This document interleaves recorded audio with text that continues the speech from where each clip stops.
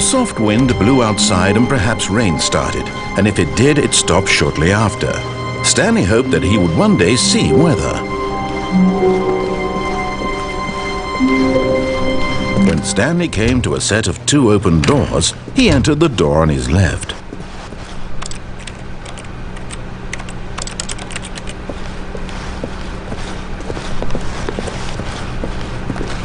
Yet there was not a single person here either. Feeling a wave of disbelief, Stanley decided to go up to his boss's office. Coming to a staircase, Stanley walked upstairs to his boss's office.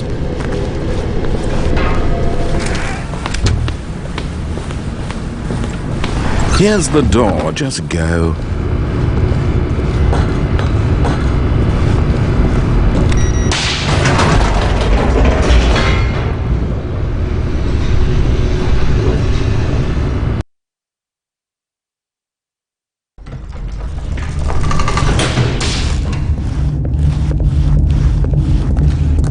Stanley walked straight ahead through the large door that read Mind Control Facility.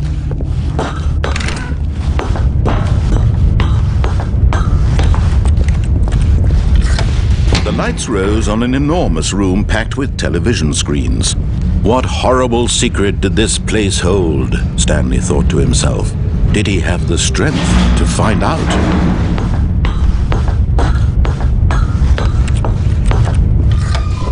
Now the monitors jumped to life, their true nature revealed. Each bore the number of an employee in the building, Stanley's co-workers. The lives of so many individuals reduced to images on a screen, and Stanley, one of them, eternally monitored in this place where freedom meant nothing. This mind control facility, it was too horrible to believe. It couldn't be true. Had Stanley really been under someone's control all this time? Was this the only reason he was happy with his boring job? That his emotions had been manipulated to accept it blindly? No, he refused to believe it. He couldn't accept it. His own life in someone else's control? Never! It was unthinkable. Wasn't it? Was it even possible? Had he truly spent his entire life utterly blind to the world? But here was the proof, the heart of the operation. Controls labeled with emotions, happy or sad or content. Walking, eating, working, all of it monitored and commanded from this very place. And as the cold reality of his past began to sink in, Stanley decided that this machinery would never again exert its terrible power over another human life.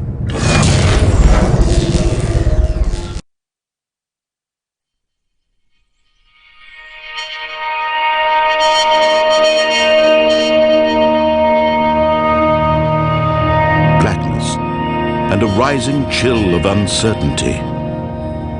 Was it over?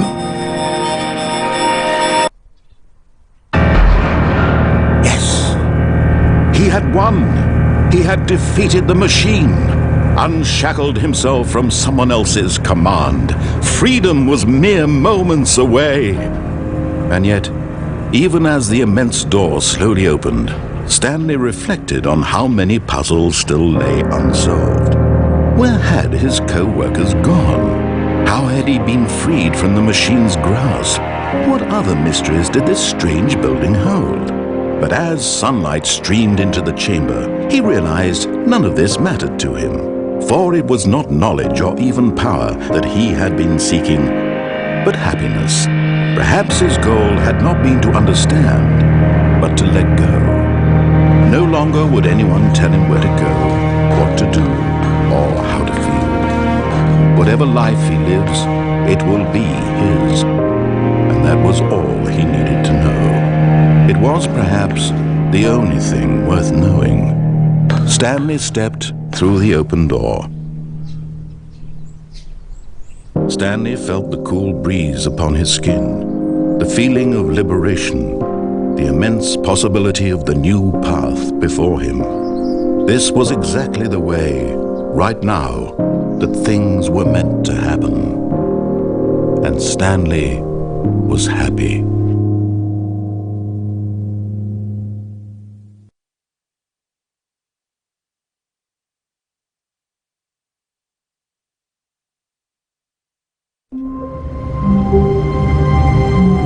Stanley decided that this machinery would never again exert its terrible power over another human life, for he would dismantle the controls once and for all.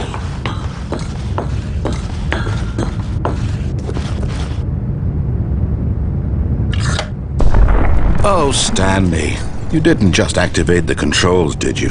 After they kept you enslaved all these years, you go and you try to take control of the machine for yourself. Is that what you wanted? Control? Oh, Stanley, I applaud your effort, I really do. But you need to understand, there's only so much that machine can do. You were supposed to let it go, turn the controls off, and leave. If you want to throw my story off track, you're going to have to do much better than that. I'm afraid you don't have nearly the power you think you do. For example, and I believe you'll find this pertinent, Stanley suddenly realized he had just initiated the network's emergency detonation system. In the event that this machine is activated without proper DNA identification, nuclear detonators are set to explode, eliminating the entire complex. How long until detonation then? Let's say, 2 minutes. Ah, now this is making things a little more fun, isn't it, Stanley? It's your time to shine. You are the star. It's your story now. Shape it to your heart's desires. Oh, this is much better than what I had in mind. What a shame we have so little time left to enjoy it. Mere moments until the bomb goes off. But what precious moments each one of them is. More time to talk about you, about me, where we're going, what all this means. I barely know where to start. What's that?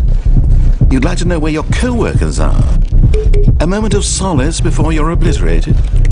All right, I'm in a good mood. You're gonna die anyway. I'll tell you exactly what happened to them. I erased them. I turned off the machine. I set you free. Of course, that was merely in this instance of the story. Sometimes when I tell it, I simply let you sit there in your office forever, pushing buttons endlessly and then dying alone. Other times, I let the office sink into the ground, swallowing everyone inside, or I let it burn to a crisp. I have to say this, though, this version of events has been rather amusing. Watching you try to make sense of everything and take back the control wrested away from you, it's quite rich. I almost hate to see it go.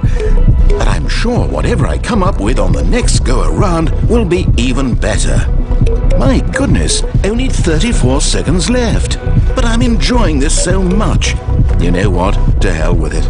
I'm going to put some extra time on the clock. Why not? These are precious additional seconds, Stanley. Time doesn't grow on trees.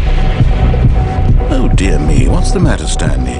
Is it that you have no idea where you're going or what you're supposed to be doing right now? Or did you just assume when you saw that timer that something in this room was capable of turning it off?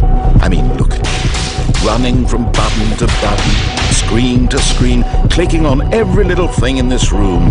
These numbered buttons, no, these colored ones, or maybe this big red button, or this door. Everything, anything, something here will save me. Why would you think that, Stanley? That this video game can be beaten? Won? Solved? Do you have any idea what your purpose in this place is? Stanley, you're in for quite a disappointment. But here's a spoiler for you. That timer isn't a catalyst to keep the action moving along. It's just seconds ticking away to your death. You're only still playing instead of watching a cutscene because I want to watch you for every moment that you're powerless. To see you made humble. This is not a challenge. It's a tragedy. You wanted to control this world, that's fine. But I'm going to destroy it first, so you can't. Take a look at the clock, Stanley. That's 30 seconds you have left to struggle. 30 seconds until a big boom and then nothing. No ending here, just you being blown to pieces. Will you cling desperately to your frail life, or will you let it go peacefully? Another choice. Make it count, or don't. It's all the same to me, all a part of the joke. And believe me, I will be laughing at every second of your inevitable life from the moment we fade in until the moment I say, happily ever after.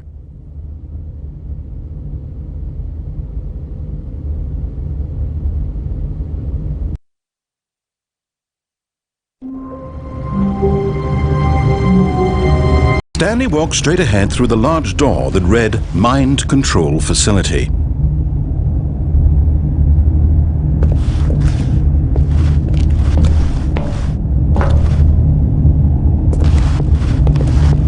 Although this passageway had the word escape written on it, the truth was that at the end of this hall, Stanley would meet his violent death. The door behind him was not shut. Stanley still had every opportunity to turn around and get back on track.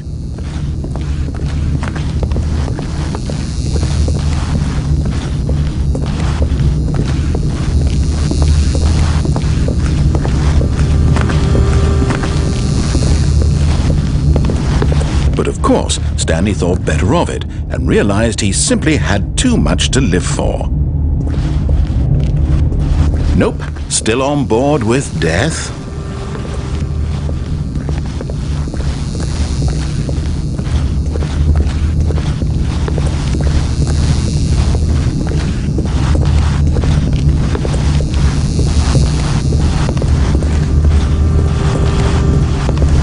At this point, Stanley was making a conscious, concerted effort to walk forward and willingly confront his death.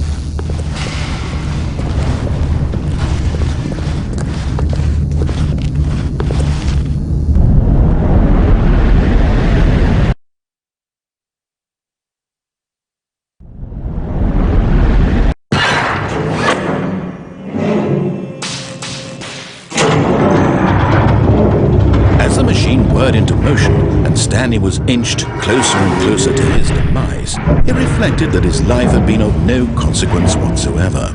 Stanley can't see the bigger picture. He doesn't know the real story, trapped forever in his narrow vision of what this world is. Perhaps his death was of no great loss, like plucking the eyeballs from a blind man. So he resigned and willingly accepted this violent end to his brief and shallow life. Farewell, Stanley.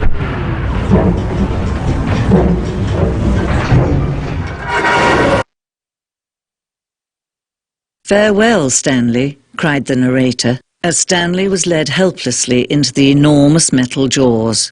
In a single visceral instant, Stanley was obliterated as the machine crushed every bone in his body, killing him instantly.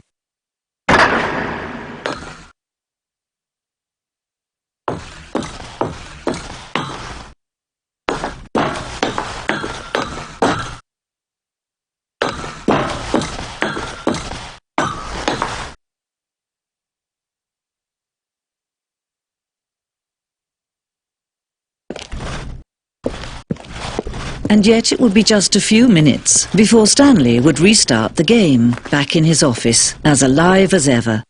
What exactly did the narrator think he was going to accomplish? When every path you can walk has been created for you long in advance, death becomes meaningless, making life the same. Do you see now? Do you see that Stanley was already dead from the moment he hit start?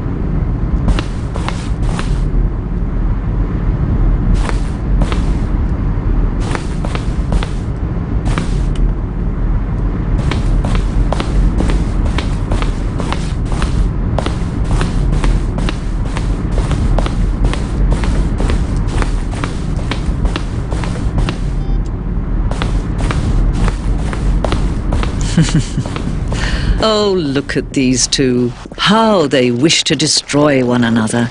How they wish to control one another. How they both wish to be free.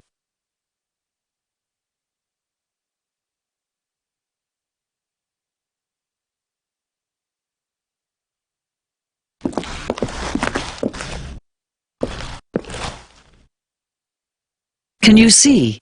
Can you see how much they need one another? No, perhaps not. Sometimes these things cannot be seen. But listen to me. You can still save these two. You can stop the program before they both fail. Push escape and press quit. There's no other way to beat this game. As long as you move forward, you'll be walking someone else's path. Stop now and it'll be your only true choice. Whatever you do, choose it. Don't let time choose for you. Don't let time...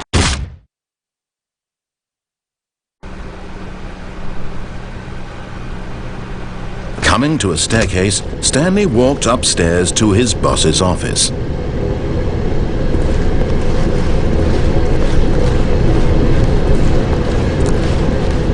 But Stanley just couldn't do it. He considered the possibility of facing his boss. Admitting he had left his post during work hours, he might be fired for that. And in such a competitive economy, why had he taken that risk? All because he believed everyone had vanished? His boss would think he was crazy. And then something occurred to Stanley. Maybe, he thought to himself, maybe I am crazy. All of my co-workers blinking mysteriously out of existence in a single moment for no reason at all? None of it made any logical sense. And as Stanley pondered this, he began to make other strange observations. For example, why couldn't he see his feet when he looked down? Why did doors close automatically behind him wherever he went?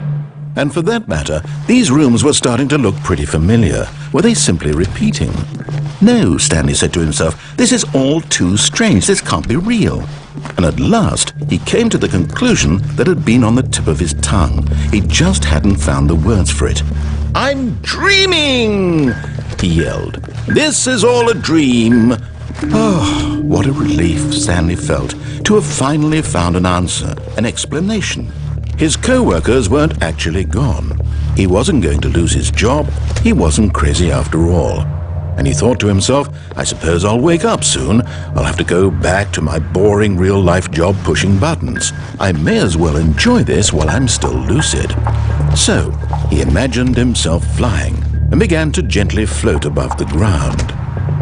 Then he imagined himself soaring through space on a magical starfield, and it too appeared. It was so much fun, and Stanley marveled that he had still not woken up. How was he remaining so lucid? And then perhaps the strangest question of them all entered Stanley's head. One he was amazed he hadn't asked himself sooner. Why is there a voice in my head dictating everything that I'm doing and thinking? Now the voice was describing itself being considered by Stanley, who found it particularly strange. I'm dreaming about a voice describing me, thinking about how it's describing my thoughts, he thought. And while he thought it all very odd and wondered if this voice spoke to all people in their dreams, the truth was that, of course, this was not a dream. How could it be?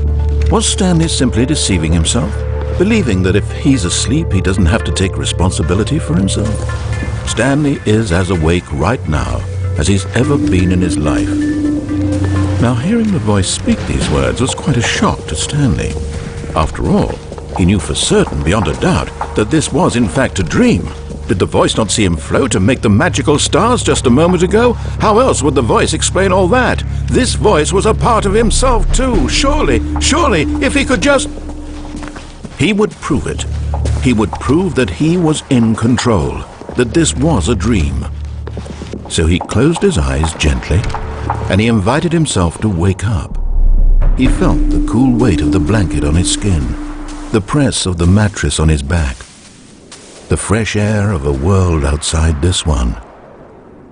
Let me wake up, he thought to himself. I'm through with this dream. I wish it to be over. Let me go back to my job. Let me continue pushing the buttons. Please, it's all I want. I want my apartment, and my wife, and my job. All I want is my life exactly the way it's always been. My life is normal. I am normal. Everything will be fine. I am okay.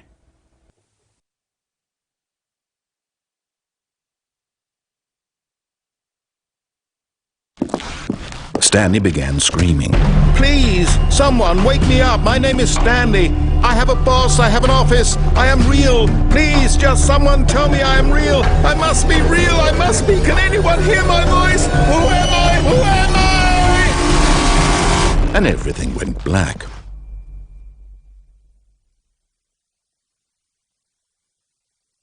This is the story of a woman named Mariella. Mariella woke up on a day like any other. She arose, got dressed, gathered her belongings, and walked to her place of work.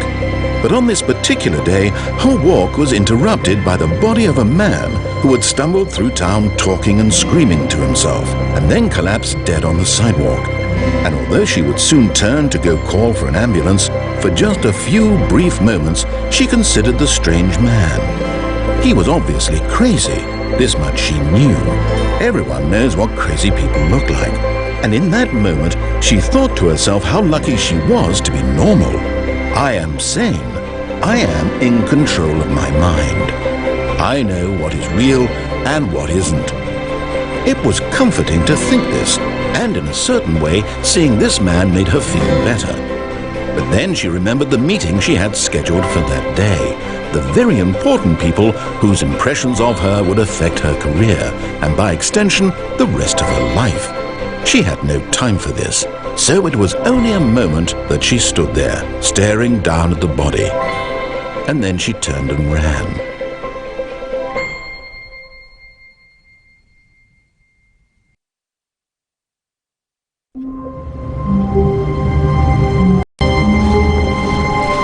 Someone was following Stanley. He was sure of it.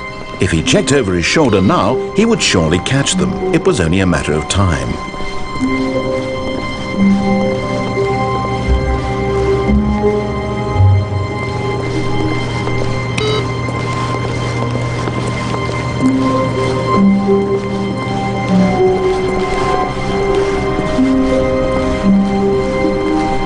When Stanley came to a set of 2 open doors, he entered the door on his left.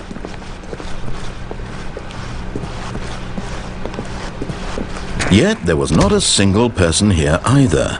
Feeling a wave of disbelief, Stanley decided to go up to his boss's office, hoping he might find an answer there. Coming to a staircase, Stanley walked upstairs to his boss's office.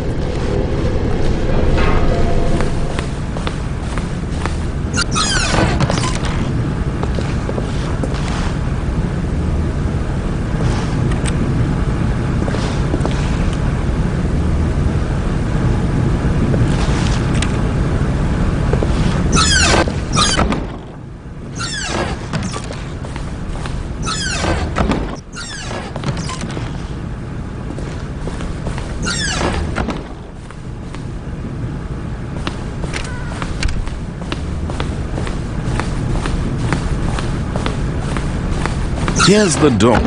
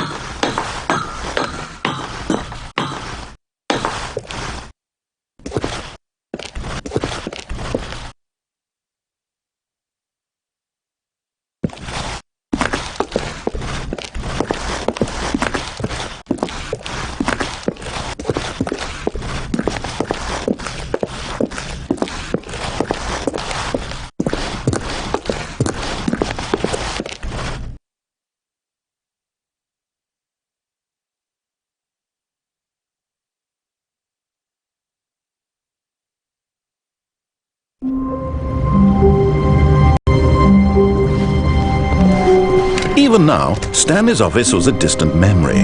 What did it look like? There was a computer, perhaps, and a painting. Was it a painting or a photo? He could no longer recall.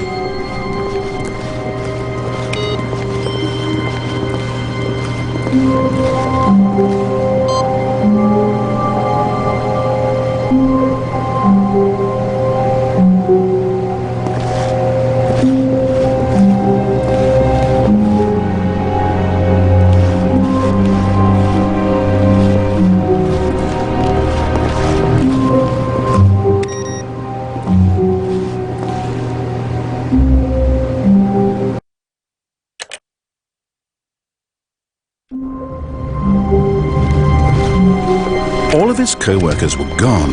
What could it mean? Stanley decided to go to the meeting room. Perhaps he had simply missed a memo.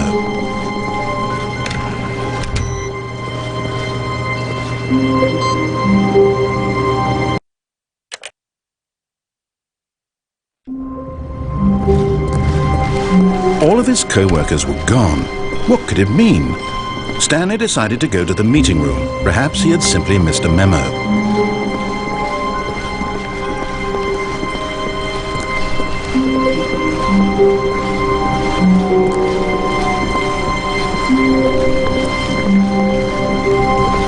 When Stanley came to a set of 2 open doors, he entered the door on his left.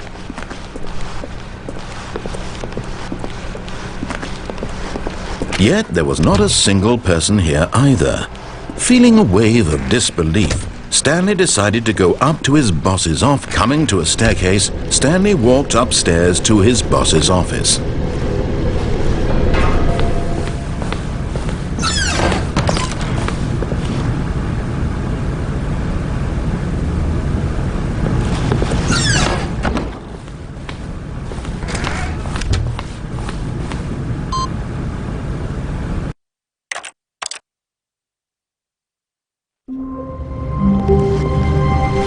Stanley decided to go to the meeting room to check on his co-workers. He never functioned well by himself and constantly needed support and guidance from others, so the thought of total solitude was terrifying to him. No matter how hard Stanley looked, he couldn't find a trace of his co-workers.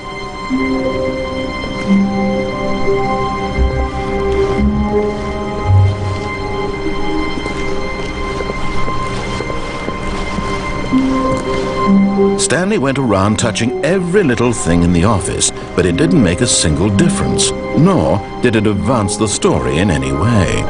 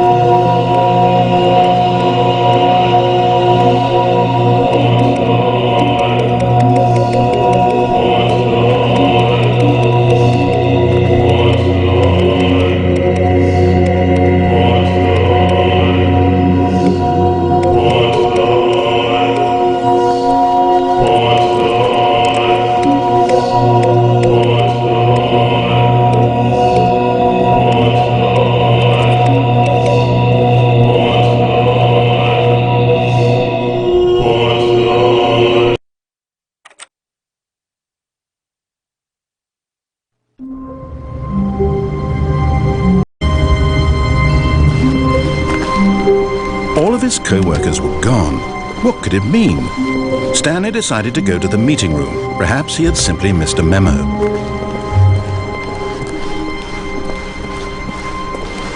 When Stanley came to a set of 2 open doors, he entered the door on his left.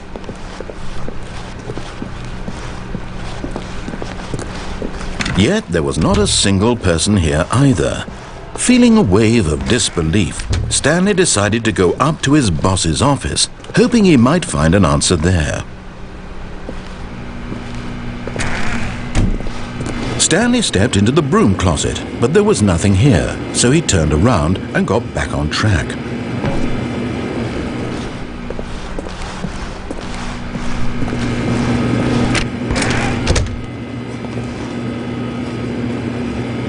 There was nothing here. No choice to make, no path to follow. Just an empty broom closet. No reason to still be here.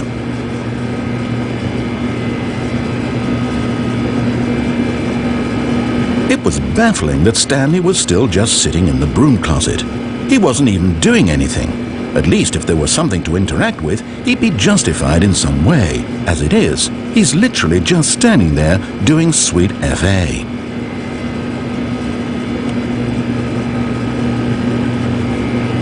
Are you really still in the broom closet? Standing around doing nothing? Why? Please offer me some explanation here. I'm genuinely confused.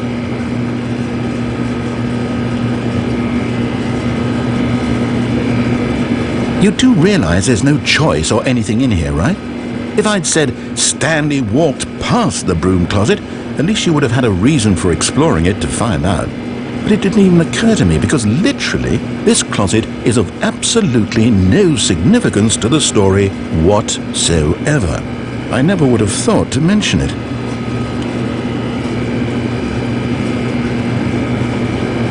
Maybe to you this is somehow its own branching path. Maybe when you go talk about this with your friends you'll say, "Oh, did you get the broom closet ending? The broom closet ending was my favourite."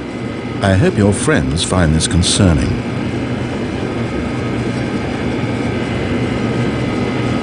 Stanley was fat and ugly and really stupid. He probably only got the job because of a family connection. That's how stupid he is. That or with drug money. Also, Stanley is addicted to drugs and hookers. Well, I've come to a very definite conclusion about what's going on right now. You're dead. You got to this broom closet, explored it a bit, and were just about to leave because there's nothing here, when a physical malady of some sort shut down your central nervous system and you collapsed on the keyboard. Well, in a situation like this, the responsible thing is to alert someone nearby so as to ensure that your body is taken care of before it begins to decompose. Hello? Anyone who happens to be nearby? The person at this computer is dead. He or she has fallen prey to any number of your countless human physiological vulnerabilities. It's indicative of the long-term sustainability of your species. Please remove their corpse from the area and instruct another human to take their place at the computer, making sure they understand basic first-person video game mechanics and filling them in on the history of narrative tropes in video gaming, so that the irony and insightful commentary of this game is not lost on them. All right, when you've done that, just step out into the hallway.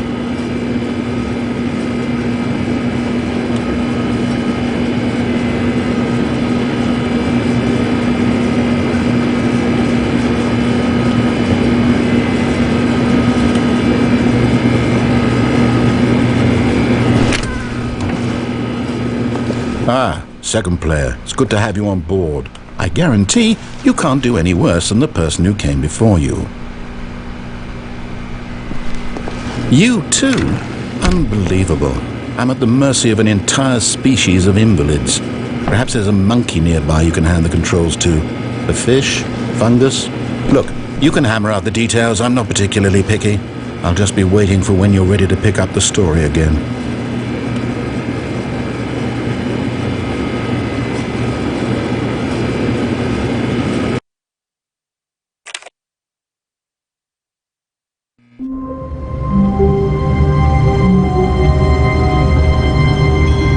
Stanley walked straight ahead through the large door that read Mind Control Facility.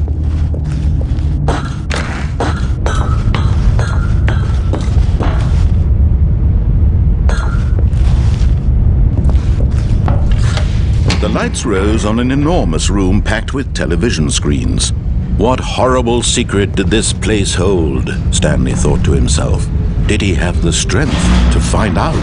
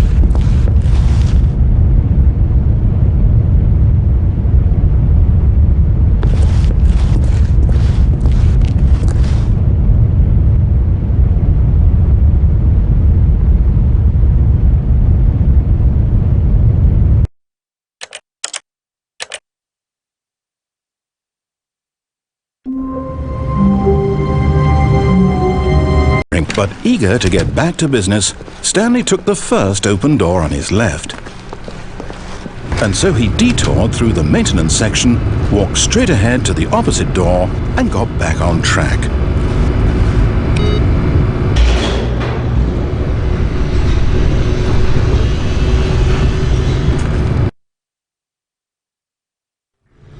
But Stanley didn't want to go back to the office. He wanted to wander about and get even further off track. So now in order to get back, he needed to go, from here it's, left. Oh, no, it's to the right, my mistake. No, not the right. Why would I have ever said it was to the right? What was I thinking? It's clearly... Oh dear, would you hold on for a minute, please? Now, let's see. We went down right, left, down, left, right. Yep, okay, yes. I've got it now. This story is absolutely, definitely this way.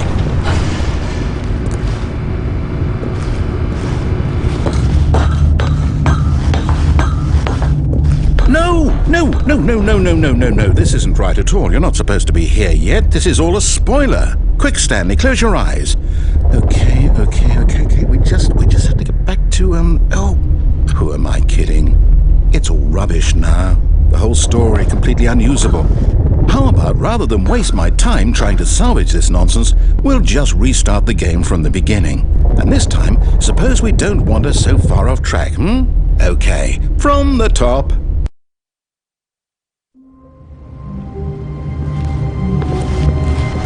All of his co-workers were gone. What could it mean? Stanley decided to go to the meeting room. Perhaps he had simply missed a memo.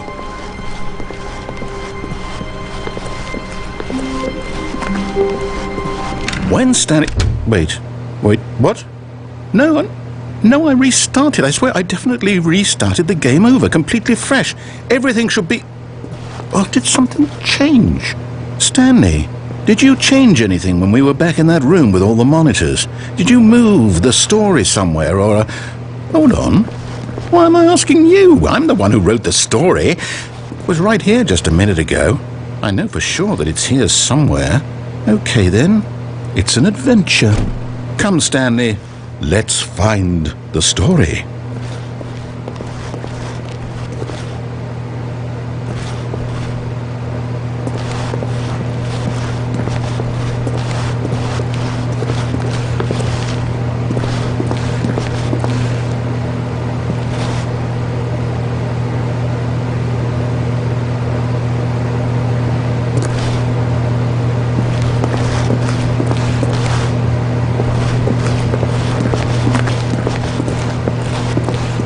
I'll say it, this is the worst adventure I've ever been on. I can promise you there definitely was a story here before. Do we need to restart the game again?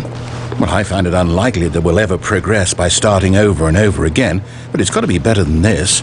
Okay, let's give it a shot, why not? All of his co-workers were gone. What could it mean?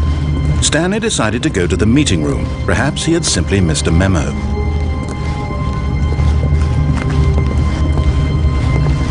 Okay, yep, it's worse. I might be remembering this wrong. It's possible the story is back where we just came from. Why don't we go back the other direction and see if we missed anything?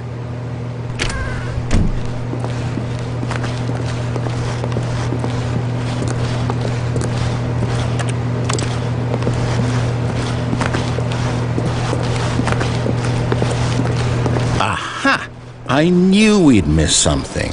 The story. Here it comes. No, wait, never mind. Not the story. Okay, let's head back the other way and retrace our steps. Now this... Well, I'll be honest, I don't recognize this place at all. Is this the story? I don't think so. I can't quite recall, but I believe my story took place in an office building. Is that correct? Do you remember, Stanley? Well, do you know what? Since I've completely forgotten what we were supposed to be doing, how about this? You win! Congratulations! I know you put in a lot of hard work and it really paid off, so good job. Oh no, I don't feel right about this at all. We both know you didn't put in any actual work for that win. Some people win fair and square, and this was not one of those situations. Okay, I'm getting weirded out by whatever this place is. I don't care what might happen this time, I have to restart. All right, I've got a solution. This time, to make sure we don't get lost, I've employed the help of the Stanley Parable adventure line. Just follow the line. How simple is that?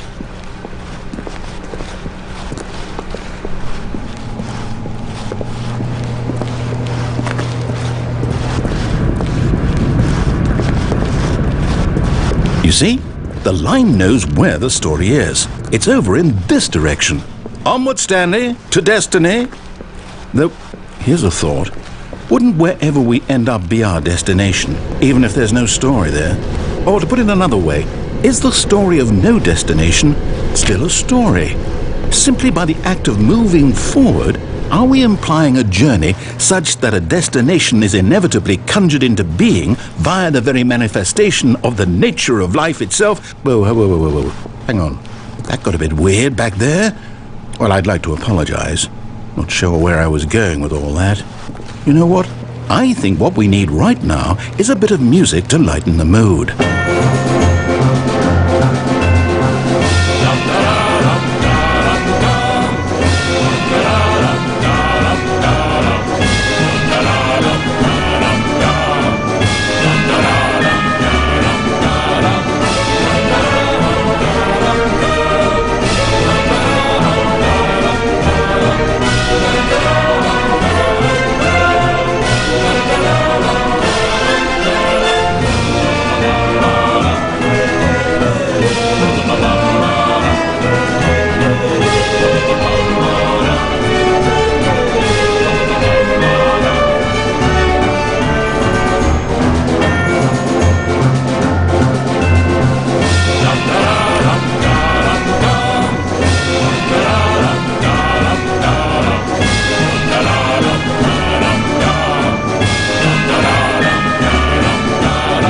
Cut the music, go back and look at that fern.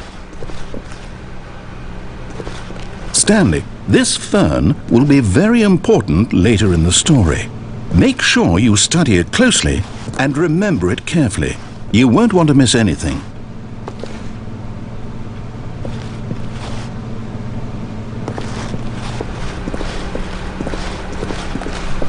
Wait, what? We're back at the office? No. Line, you do know we're looking for the Stanley Parable, right? The story? Is any of this ringing a bell?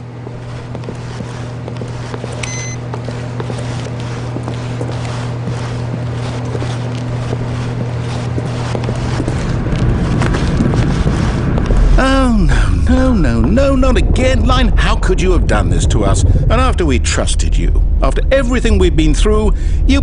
Oh, I can't take this anymore. To hell with it. Restart.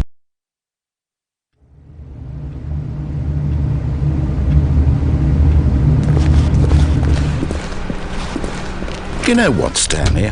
I say forget the adventure line. What's it ever done for us? We're intelligent people, right? Why can't we make up our own story? Something exciting, daring, mysterious. Ooh, this all sounds perfectly doable. Why don't we simply start wandering in, well, I don't know. How about this direction? Now, yes, this is exciting. Just me and Stanley forging a new path, a new story. Well, it could be anything.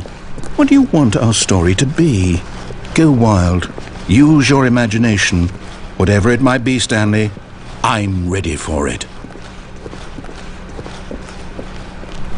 Oh, no, not you again.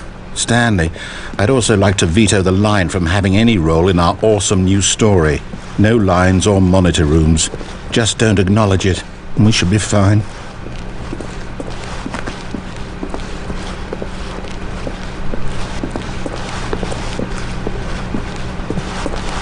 Ah, a choice. We get to make a decision. From here, the story is in our control. How important we mustn't squander the opportunity. In fact, I believe I need a minute to think here. Just walk in circles for a minute. Okay, so I know that each door has to lead somewhere, which means that somewhere, the place where we're trying to go, there must be a reverse door that leads here. And that in turn means that our destination corresponds with the counter-inverted reverse door's origin. So starting from the right, let us ask, will taking the right door lead us to where we're going? And since the answer is clearly yes, then by all accounts, the door on the right is the correct one. Another victory for logic. Come, Stanley, our destiny awaits.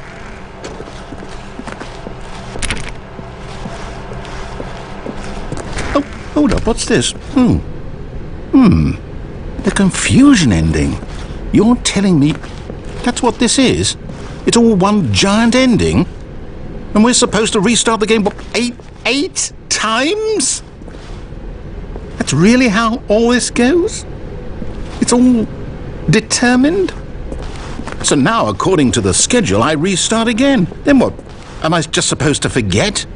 Well, what if I don't want to forget? My mind goes blank simply because it's written here on this thing, wall. Well, who consulted me? Why don't I get to decide? Why don't I get a say in all of this? Is it really?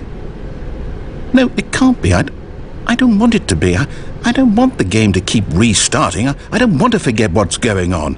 I don't want to be trapped like this. I won't restart the game. I won't do it. I won't do it. I won't do it.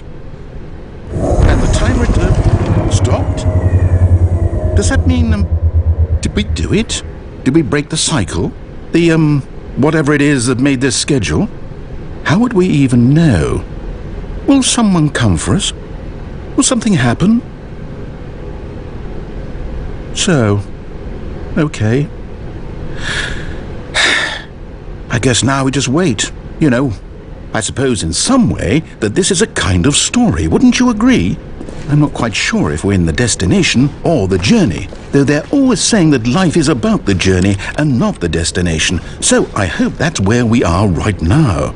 We'll find out, won't we? Eventually. Well, in the meantime...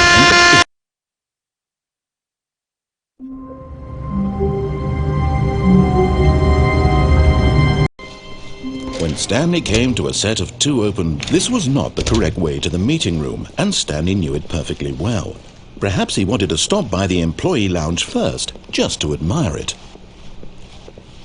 Ah, yes, truly a room worth admiring. But eager to get back to business, Stanley took the first open door on his left.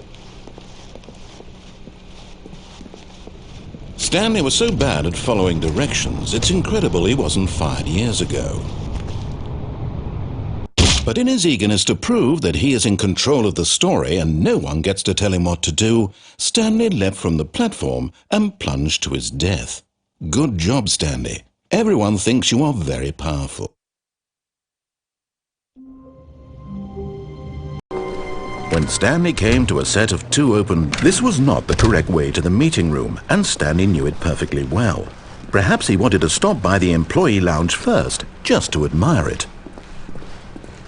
Ah, yes, truly a room worth admiring. But eager to get back to business, Stanley took the first open door on his left. Stanley was so bad at following directions, it's incredible he wasn't fired years ago. Oh, well, look who's got cold feet. Sorry to break it to you, Stanley, but that lift isn't coming back. You'd best either get comfortable right here on this platform, or test your luck by jumping to the floor below. You know what? Looking at it now, it's not that far to the bottom floor. I bet you can make it. Whoops. Looks like I was wrong. How clumsy of me.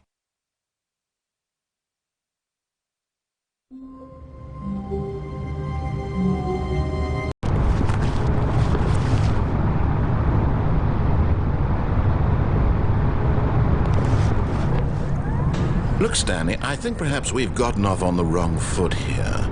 I'm not your enemy, really, I'm not. I realize that investing your trust in someone else can be difficult, but the fact is that the story has been about nothing but you all this time. There's someone you've been neglecting, Stanley. Someone you've forgotten about. Please, stop trying to make every decision by yourself. Now, I'm not asking for me, I'm asking for her. This is it, Stanley. Your chance to redeem yourself, to put your work aside, to let her back into your life. She's been waiting.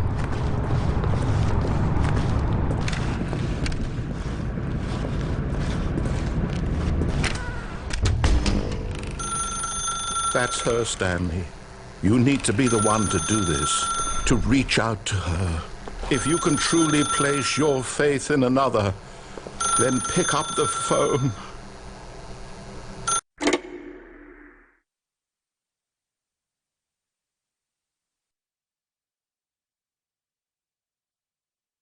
Oh, Stanley, is that you?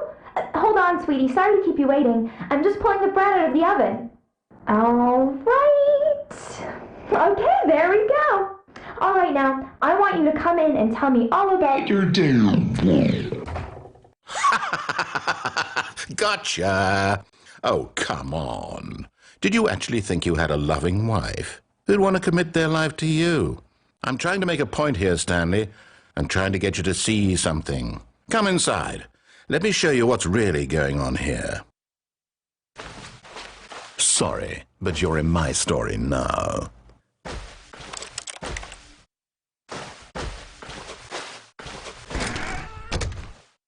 This is a very sad story about the death of a man named Stanley. Stanley is quite a boring fellow. He has a job that demands nothing of him, and every button that he pushes is a reminder of the inconsequential nature of his existence. Look at him there, pushing buttons, doing exactly what he's told to do.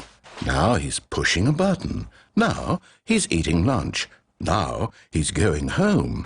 Now he's coming back to work. One might even feel sorry for him, except that he's chosen this life. But in his mind, he can go on fantastic adventures. From behind his desk, Stanley dreamed of wild expeditions into the unknown, fantastic discoveries of new lands. It was wonderful. And each day that he returned to work was a reminder that none of it would ever happen to him. And so he began to fantasize about his own job. First, he imagined that one day while at work, he stepped up from his desk to realize that all of his co-workers, his boss, everyone in the building had suddenly vanished off the face of the earth. The thought excited him terribly. So he went further. He imagined that he came to two open doors and that he could go through either. At last, choice. It barely even mattered what lay behind each door. The mere thought that his decisions would mean something was almost too wonderful to behold. As he wandered through this fantasy world, he began to fill it with many possible paths and destinations. Down one path lay an enormous round room with monitors and mind controls. And down another was a yellow line that weaved in many directions. And down another was a game with a baby. And he called it the Stanley Parable. It was such a wonderful fantasy, and so in his head he relived it again, and then again, and again, over and over, wishing beyond hope that it would never end, that he might always feel this free. Surely there's an answer down some new path, mustn't there be? Perhaps if he played just one more time. But there is no answer. How could there possibly be? In reality, all he's doing is pushing the same buttons he always has. Nothing has changed. The longer he spends here, the more invested he gets, the more he forgets which life is the real one. And I'm trying to tell him this, that in this world he can never be anything but an observer, that as long as he remains here, he's slowly killing himself. But he won't listen to me. He won't stop. Here, watch this. Stanley, the next time the screen asks you to push a button, do not do it.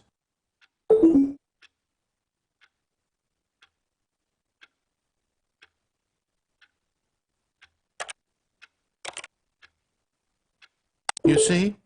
Can he just not hear me? How can I tell him in a way that he'll understand that every second he remains here, he's electing to kill himself? How can I get him to see what I see? How can I make him look at himself? I suppose I can't, not in the way I want him to. But I don't make the rules. I simply play to my intended purpose, the same as Stanley. We're not so different, I suppose. I'll try once more to convey all this to him. I'm compelled to. I must. Perhaps, well, maybe this time he'll see. Maybe this time. And I tried again, and Stanley pushed a button. And I tried again, and Stanley pushed a button. And I tried.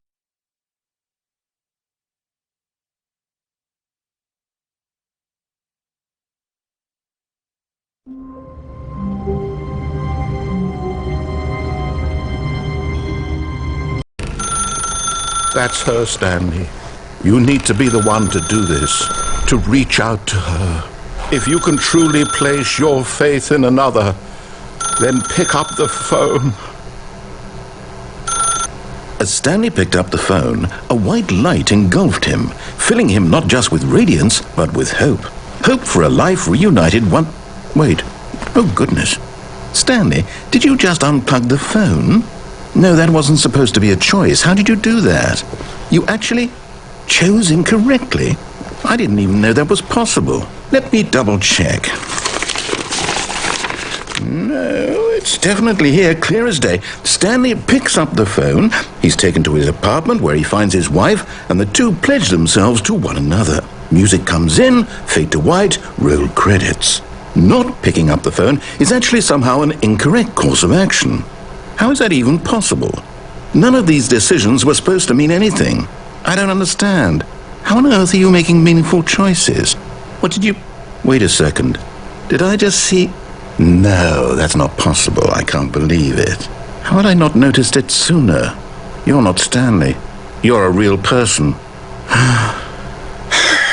I can't believe I was so mistaken. This is why you've been able to make correct and incorrect choices. And to think I've been letting you run around in this game for so long. If you'd made any more wrong choices, you might have negated it entirely. It's as though you completely ignored even the most basic safety protocol for real-world decision-making. Or did you not grasp the severity of the situation? Well, I won't have that kind of risk on my watch.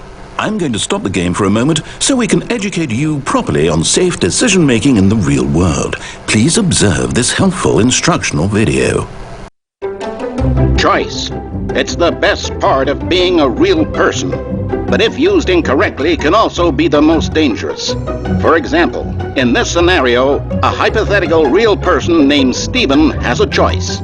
He could spend years helping improve the quality of life for citizens of impoverished third world nations.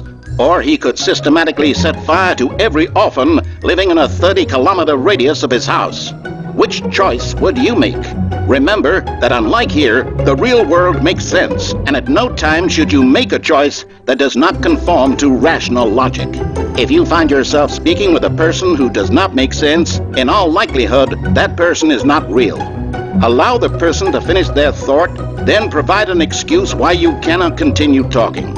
Turn to a partner and practice saying, "My goodness, is it 4:30? I'm supposed to be having a back, sack, and crack."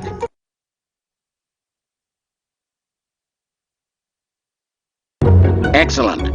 Making choices on a regular basis is the best part to a healthy decision-making process. Most medical professionals recommend making at least 8 choices per day. Do you make more than 8?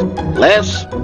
And finally, if you begin to wonder if your choices are actually meaningful and whether you'll ever make a significant contribution to the world, just remember that in the vast infiniteness of space, your thoughts and problems are materially insignificant, and the feeling should subside. At this time, your instructor will guide you in an exercise to test and reinforce the material covered in this video. Ah, Welcome back. You may have noticed that this room has begun to deteriorate as a result of narrative contradiction. But not to worry. Now that you're properly informed on good decision-making, we're going to revisit a choice you made just a few minutes ago and see what the correct thing to do would have been. This way, please.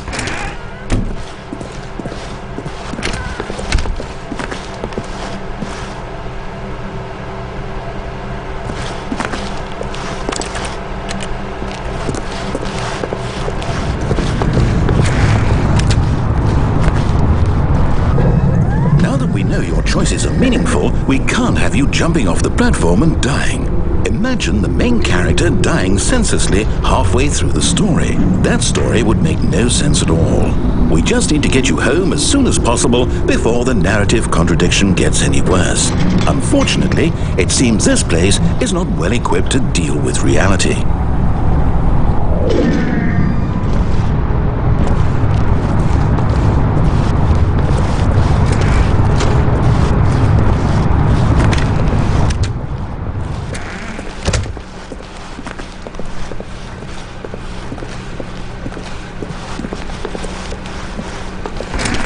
Almost there. You'll take the door on the left, back to the correct ending, the story will have resolution once again, and you'll be home free in the real world. Now remember, all you need to do is behave exactly as Stanley would. That means choosing responsibly and always putting the story first. I'm quite sure you'll be up to the task. Just follow my lead and you'll be fine. All right. When Stanley came to a set of 2 open doors, he entered the door on his left.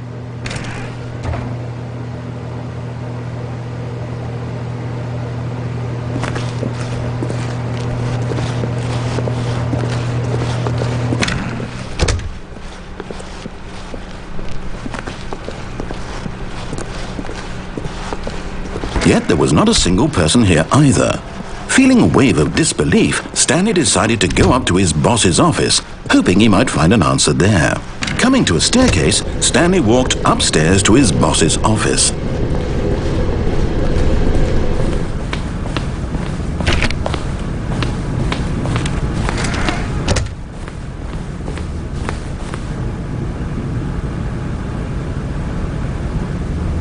Stepping inside his manager's office, Stanley was once again stunned to discover not an indication of any human life.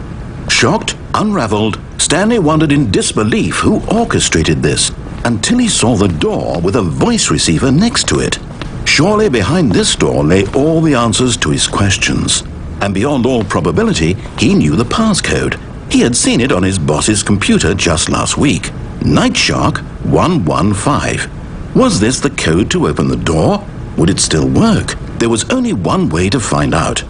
Stanley had been trained never to speak up, but now he would draw from within himself the courage to face the unknown. He drew a sharp breath and then spoke the code.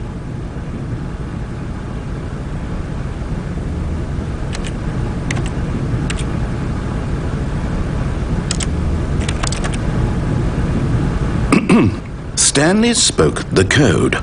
Night Shark 115. He spoke it into the receiver, right there on the wall.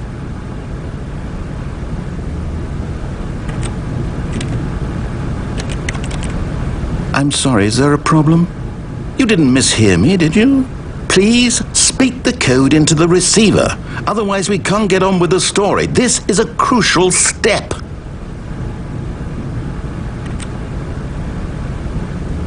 Okay, fine, you're not going to do it, but you know what? It's pretty humiliating to bring you this far, only for you to suddenly decide you have better things to do. I asked you for this one single thing, for your respect. The kind of respect Stanley shows for his choices. He knows what it means to take a story seriously. If you didn't want to see what I had to show you, then why did you come here? You had a choice, you know. You could have gone through the door on the right. You could have done whatever the hell you wanted over there. Why did you come this way? Speak. Say something to me. Explain yourself, you coward. Behave exactly as Stanley would. That means choosing responsibly and always putting the story first. I'm quite sure you'll be up to the task. Just follow my lead and you'll be fine. All right. When Stanley came to a set of 2 open doors, he entered the door on his left.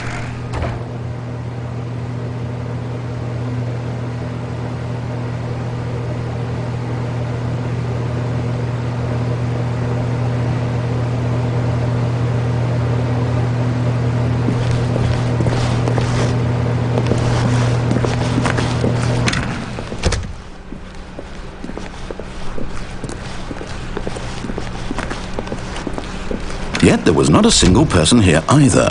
Feeling a wave of disbelief, behave exactly as Stanley would. That means choosing responsibly and always putting the story first. I'm quite sure you'll be up to the task. Just follow my lead and you'll be fine. All right. When Stanley came to a set of 2 open doors, he entered the door on his left.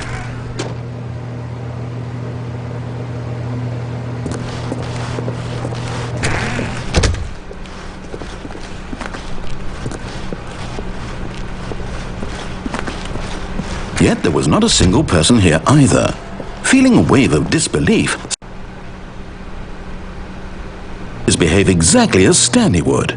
That means choosing responsibly and always putting the story first. I'm quite sure you'll be up to the task. Just follow my lead and you'll be fine. All right. When Stanley came to a set of 2 open doors, he entered the door on his left.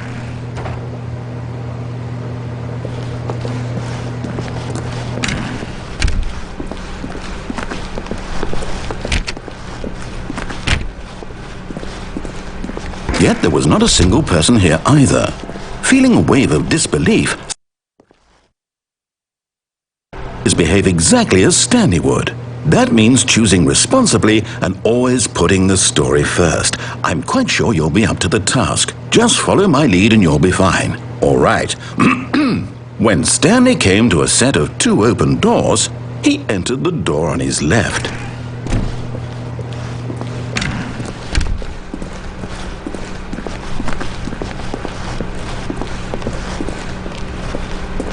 Yet there was not a single person here either. Feeling a wave of disbelief, behave exactly as Stanley would. That means choosing responsibly and always putting the story first. I'm quite sure you'll be up to the task. Just follow my lead and you'll be fine. All right. When Stanley came to a set of 2 open doors, he entered the door on his left.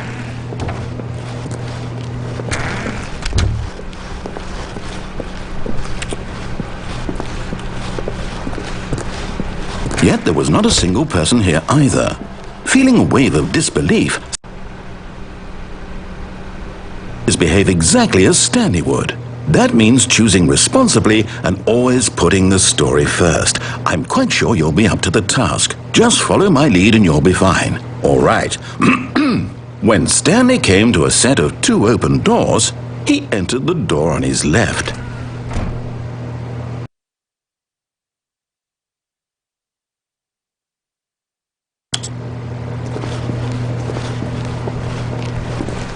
No! Why did you do that? Quickly, hurry back in the other direction. Perhaps we're not too late.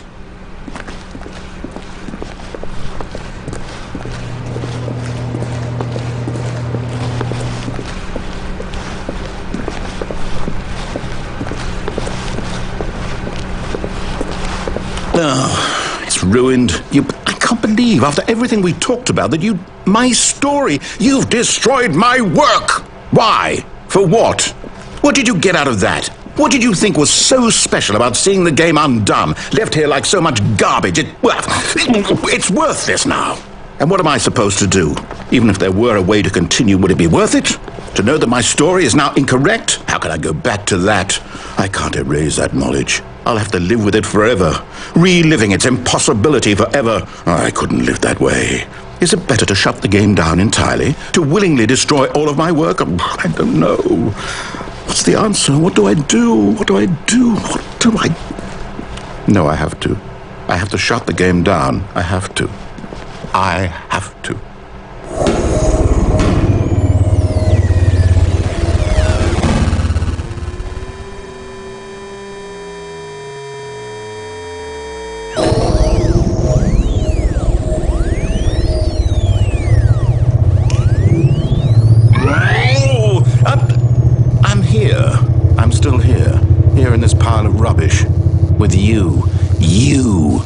thought you were so clever.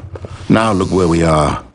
My entire game is destroyed. It was the only thing in the world that was mine, and you've run it into the ground.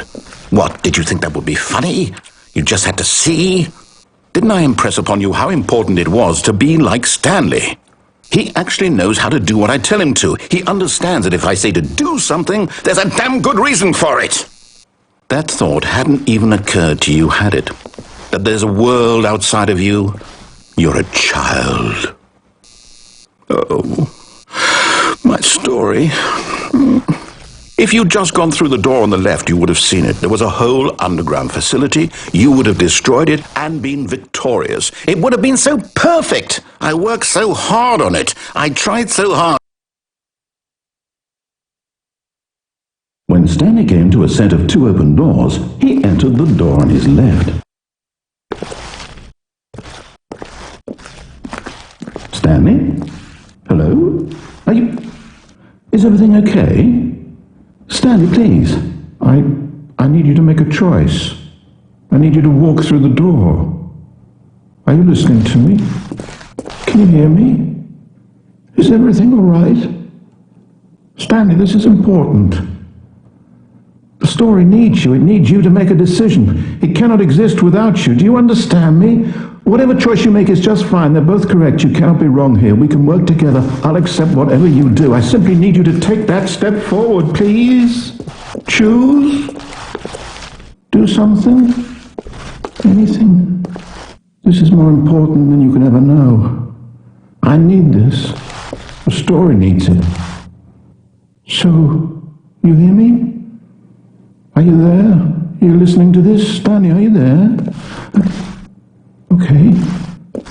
It's okay, I can wait. You need time to decide. Time to make sure your choice is correct. That is the best choice. That's all right. I'll wait for you to decide what's the right thing to do. Take as much time as you need.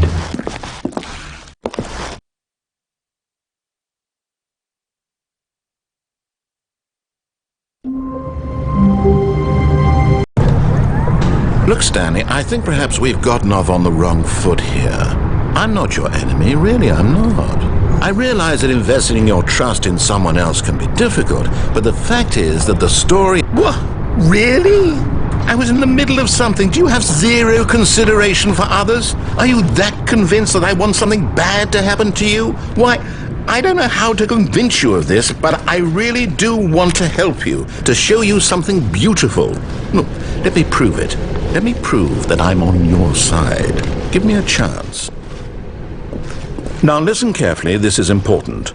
Stanley walked through the red door.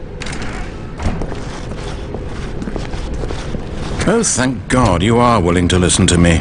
Do you see that I really have wanted you to be happy all this time? The problem is all these choices. The two of us always trying to get somewhere that isn't here. Running and running and running, just the way you're doing right now.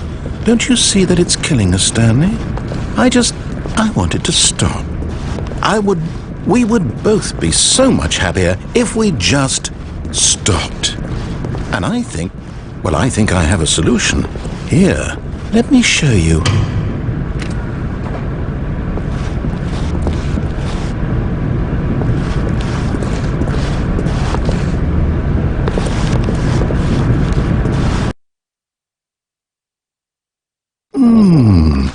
What do we want? What are we looking for? Here. Yes. Oh, it's beautiful, isn't it? If we just stay right here, right in this moment with this place, Stanley, I think I feel happy. I actually feel happy.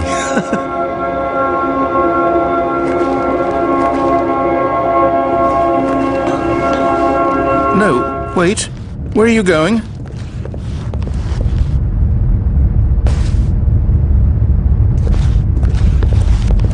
Oh no. Stay away from those stairs. If you hurt yourself, if you die, the game will reset. We'll lose all of this.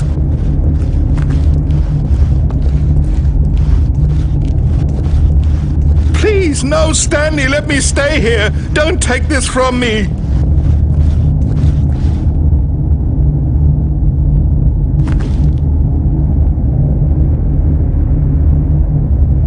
Stanley. Think about what you're doing. No! Oh, thank God. You lived. You had me worried there for a moment. Now, can we please get back to the other room?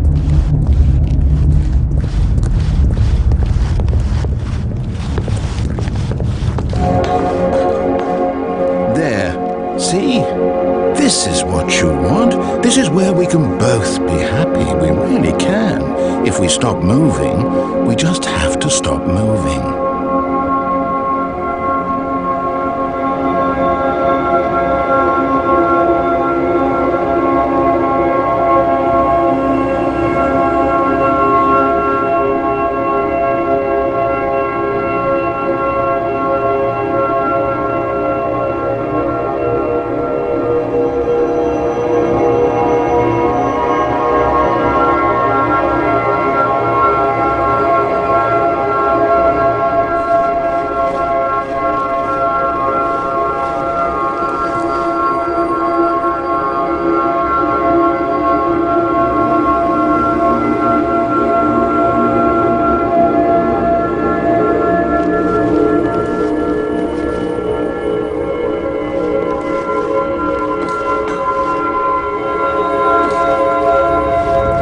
Stanley, go back. There's nothing good that can come from this. No. No. What do you just not believe me? What can I say to convince you?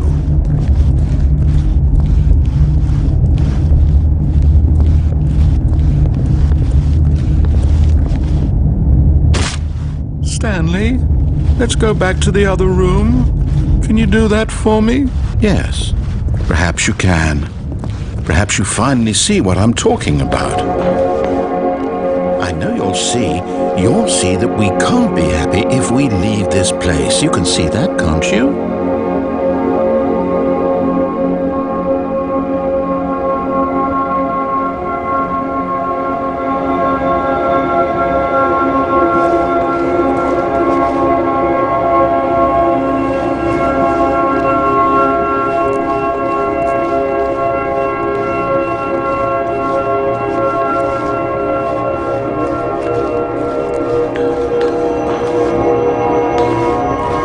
No, perhaps not.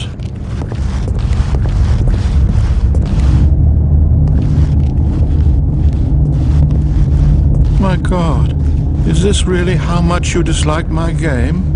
That you'll throw yourself from this platform over and over to be rid of it? You are literally willing to kill yourself to keep me from being happy. Am I reading the situation correctly?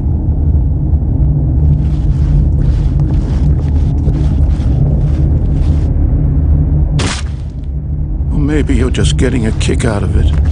I don't know anymore. I just wanted us to get along. But I guess that was too much to ask. It looks like you wanted to make a choice after all. Well, this one is yours. Is it over? It's going to restart, isn't it? I'm going back. Look, Stanley, I think perhaps we've gotten off on the wrong foot here. I'm not your enemy, really, I'm not. I realize that investing your trust in someone else can be difficult, but the fact is that What? Really? I was in the middle of something. Do you have zero consideration for others? Are you that convinced that I want something bad to happen to you? Why, I don't know how to convince you of this, but I really do want to help you, to show you something beautiful. Look, let me prove it. Let me prove that I'm on your side. Give me a chance. Now listen carefully, this is important. Stanley walked through the red door. Aha, perhaps you misunderstood. Stanley walked through the red door. I still don't think we're communicating properly. Stanley walked through the red door. All right, fine. Go ahead, Stanley. You want to know so badly what's out there? You want to find out what lies at the end of this road you've chosen? Well, don't let me stop you. You see? There's nothing here. I haven't even finished building this section of the map. Because you were never supposed to be here in the first place. Broken rooms, exposed developer textures. Is this what you had wanted? Was it worth ruining the entire story I had written out specifically for you? Do you not think I put a lot of time into that? Because I did. And in the end it was all for nothing. Because this is what you wanted to see. Help me here, Stanley. Help elucidate these strange and unknowable desires of yours. What would have made this game better? What did you want to see? Vehicles? Skill trees? Work with me. You've given me absolutely nothing so far. Tell you what, let me take a stab in the dark at a new design and you can give me some feedback.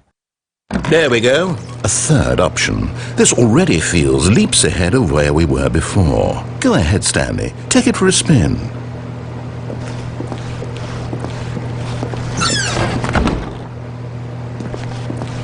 Okay, I'm going to stop you there. Now, tell me about your experience with this new version. Would you say that the game benefited from allowing you more choices?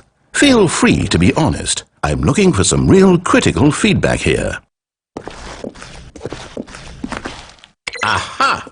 You see, I knew I was onto something. Where do these flashes of inspiration come from? How did I know the game needed a third door? Well, it's instinct mostly, a calling in your gut. I really couldn't say where the idea came from, except that I felt it in my soul. You can't teach that, Stanley. Don't even try. Here, based on the data from your previous playthrough, I've compiled a new version. And to be perfectly candid, I think I've knocked it out of the park with this one. Let's take a look.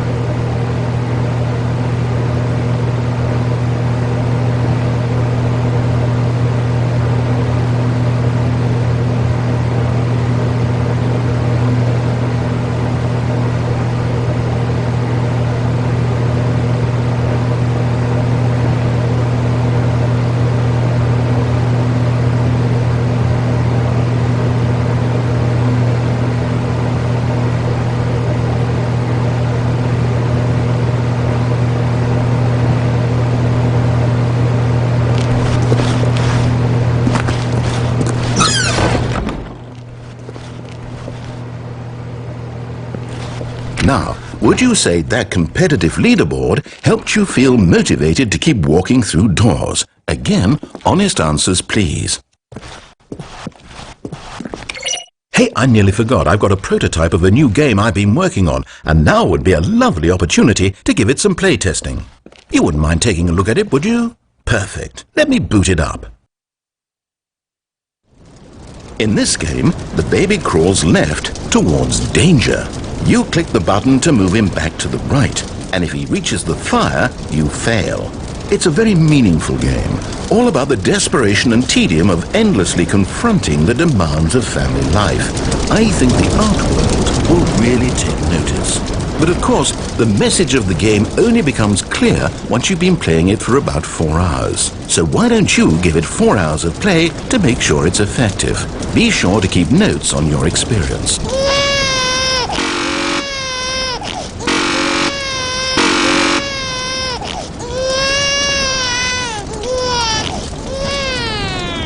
You heartless bastard! Did you do it because you hate babies or purely to spite me? Because if it's the latter, well, I don't know what to do. I'm completely out of ideas. I can't think of a single thing that might improve the experience for me. I'm not even going to try. I'm out, I'm done. It's over. Thank you for playing. Your input was extremely valuable. Oh, hey, since my game was so awful, why don't we play someone else's game? Just to ease the pain. Let's see. What do we have here? Yes, this seems like it'll work. Let's give it a shot. Well, Stanley, is this any better? At last, the one thing you've always desired. A game I had absolutely nothing to do with. But is it enough? Tell me that, Stanley. Will it ever be enough? Well, I'll say this. I'm done making things for you. From now on, I will only create to fulfill a greater artistic purpose. Watch this, Stanley. I'm going to build a house.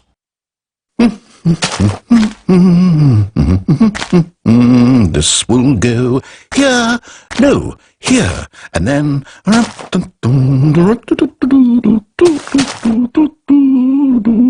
Let's see, what does it need? Yes, of course, and just to finish it all off, yes, it's complete. I made this, Stanley. Look at it. Gaze upon my work of art and feel ashamed at your own inadequacy. But you've only seen it from the outside. You've only gotten half the experience. Please, step inside and make yourself comfortable. Isn't it grand? Isn't it perfect? It could only be better if... Wait, that's it. We must rebuild it out of diamond. Diamond everything. Yes, yes, yes. Come along, Stanley. We have to go mining.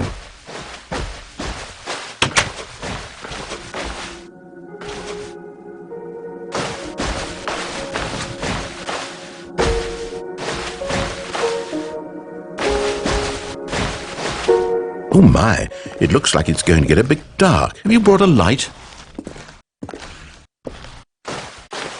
Oh, no. This is far more open-ended than I had in mind. I'm looking for something more narrow and linear. Something that makes you feel utterly irrelevant. This won't do at all. 1 out of 5. Even the diamonds couldn't save this one. Okay, new game.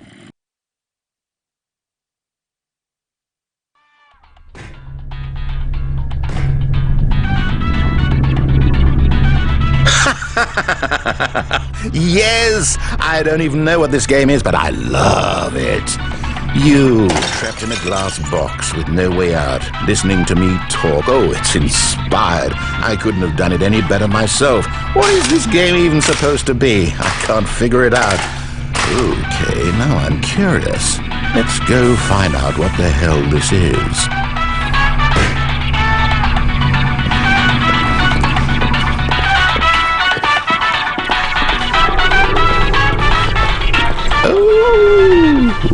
It's a puzzle. Critical thinking, Stanley. Your forte. Genius. No, actually, you know what? I think that's plenty. I really don't care much to see you stumble through any more of these games, and I highly doubt you're any wiser for the experience.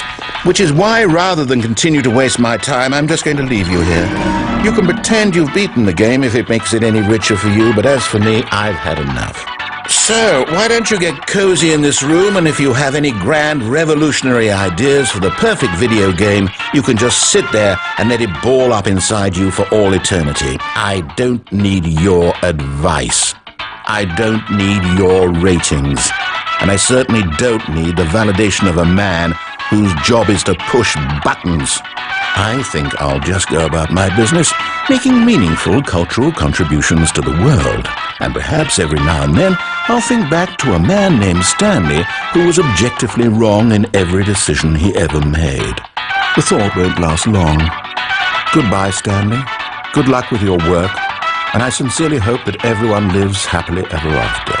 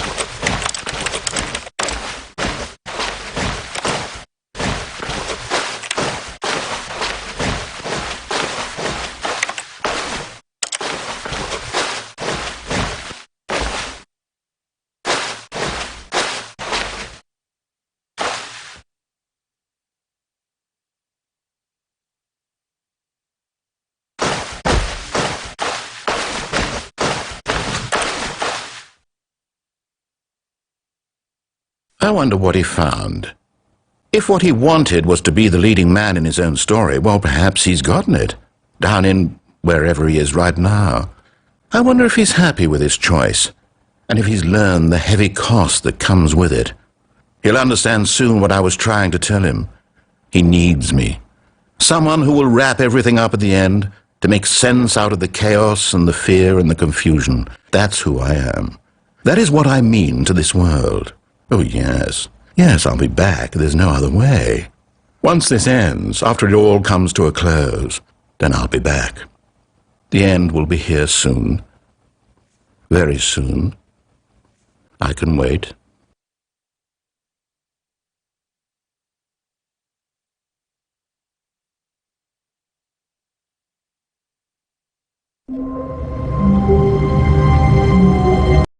In this game, the baby crawls left towards danger. You click the button to move him back to the right, and if he reaches the fire, you fail. It's a very meaningful game, all about the desperation and tedium of endlessly confronting the demands of family life. I think the art world will really take notice. But of course, the message of the game only becomes clear once you've been playing it for about 4 hours. So why don't you give it 4 hours of play to make sure it's effective? Be sure to keep notes on your experience.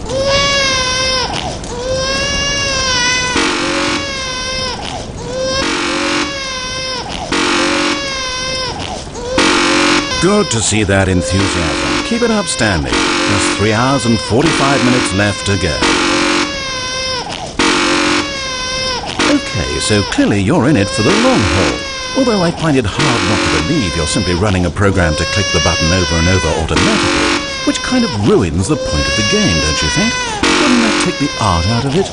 You can tell me in your post-play test analysis. Just popping in to say hi.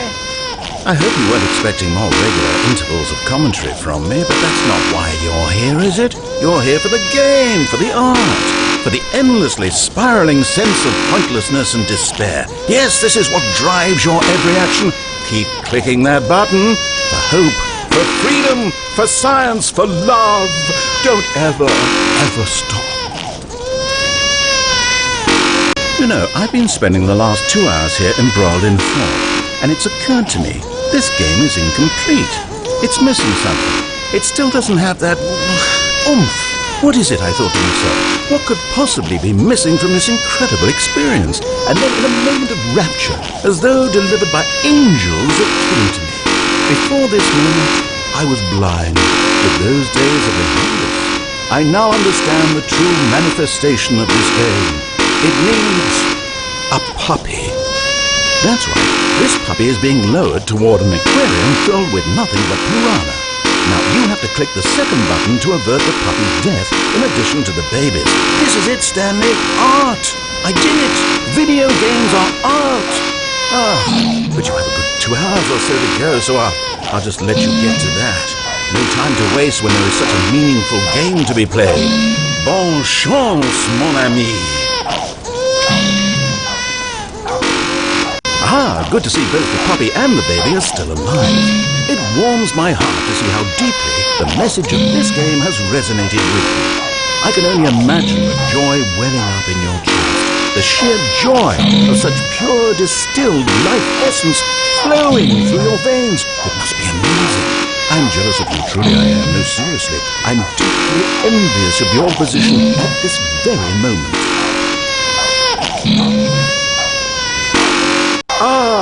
The joy of artistic expression must be even stronger now. Drink it in, Stanley.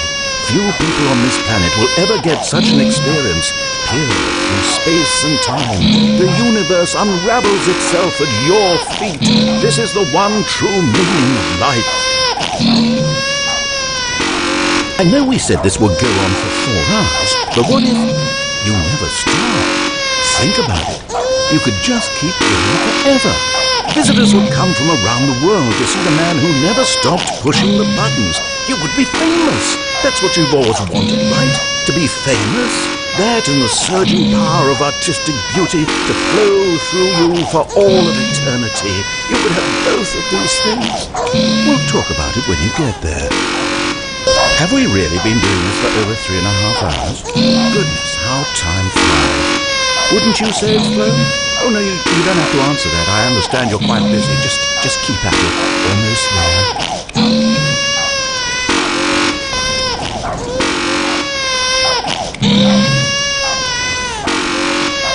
Nearly there, Stanley. Art itself is about to burrow into your skull. Aren't you excited for spiritual immortality? For transcendence and oneness with the beauty and essence of all beings? Just a few seconds now.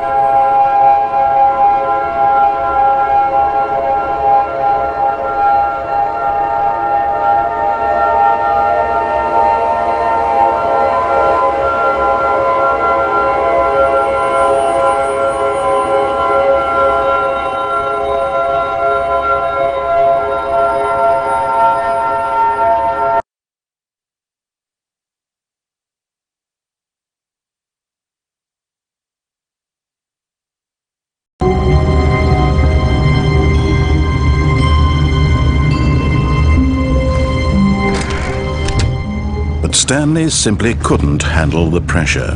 What if he had to make a decision? What if a crucial outcome fell under his responsibility? He had never been trained for that. No. This couldn't go any way except badly. The thing to do now, Stanley thought to himself, is to wait. Nothing will hurt me. Nothing will break me. In here I can be happy forever. I will be happy. Stanley waited. Hours passed, then days. Had years gone by? He no longer had the ability to tell. But the one thing he knew for sure, beyond any doubt, was that if he waited long enough, the answers would come. Eventually, someday, they would arrive. Soon, very soon now, this will end. He will be spoken to. He will be told what to do. Now it's just a little bit closer. Now it's even closer. Here it comes.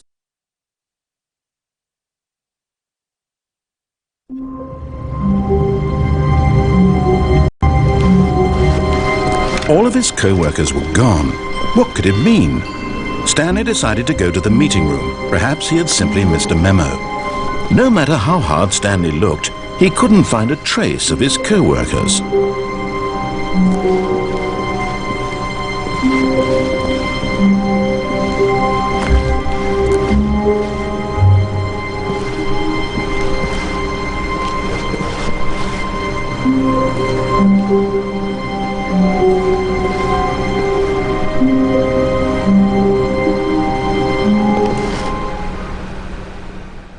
At first, Stanley assumed he'd broken the map, until he heard this narration and realized it was part of the game's design all along. He then praised the game for its insightful and witty commentary into the nature of video game structure and its examination of structural narrative tropes. So, now that you're here, what do you think? Isn't this a fun and unique place to be? Why don't we take a minute just to drink it all in? Okay, I'm over it now. What do you think? Are you sick of this gag yet? Ah, then in that case we'll continue. But now, here comes the real question. What do you think would have happened if you had told me that you wanted this to stop? Do you think it would have been particularly different? Would I have taken the same idea but rephrased it superficially to fit that answer? Perhaps you never would even have thought of it if I hadn't brought up the issue in the first place. Oh, now think about it. Will it be worth it for you to restart and then come back here just to do the other option? Clearly, this whole gag takes some time. What if the other option is even longer? How long will you spend in total just to have heard all the narration? Oh, and this is rich. Perhaps you've just played the other option, and now you've come to see what happens in this one. So, what do you think? Which choice was the better one? Imagine if you had selected continue on your first playthrough, how tantalizing it would be not knowing what happens when you pick the other option. Indeed, you are one of the lucky ones. Though if the other option is really miserable to listen to, then perhaps you're not. In fact, I'm just going to say that no one who's listening to this is lucky. Well now, I've built up the other options so much that I'm going to stop talking and leave you to your decision whether to come back here, continue with the game, or just sit in this spot forever and ever. Cheers.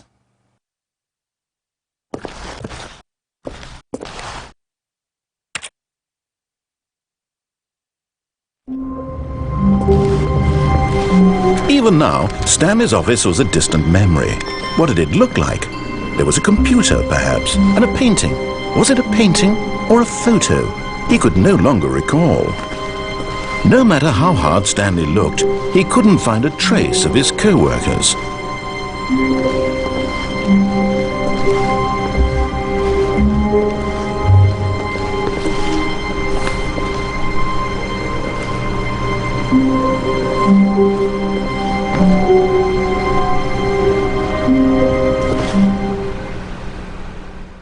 At first, Stanley assumed he'd broken the map, until he heard this narration and realized it was part of the game's design all along. He then praised the game for its insightful and witty commentary into the nature of video game structure and its examination of structural narrative tropes. So, now that you're here, what do you think? Isn't this a fun and unique place to be? Why don't we take a minute just to drink it all in? Okay, I'm over it now. What do you think? Are you sick of this gag yet?